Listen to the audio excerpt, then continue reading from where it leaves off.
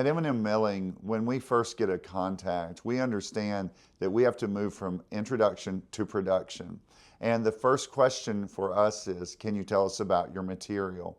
And so that's important to understand what kind of processing we might do, what kind of packaging and things like that. And so we're trying to understand, what do you know about your material, and then find out if we've done it before, and then what kind of research we might need to do before we start to do something with your material. The second question would be, how will we receive the material? What size will that material be? And really, like, what kind of packaging are we going to receive it in? And this will help us understand how we might convey the material, what type of mill we might use, that kind of thing. The third question is about, how do you want us it to be in this final form?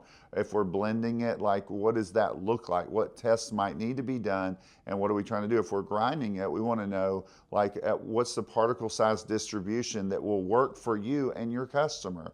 And so we're trying to get all of that information. And then what's the final packaging? Are we going to put this in a bulk truck? Are we going to put this in 50-pound bags?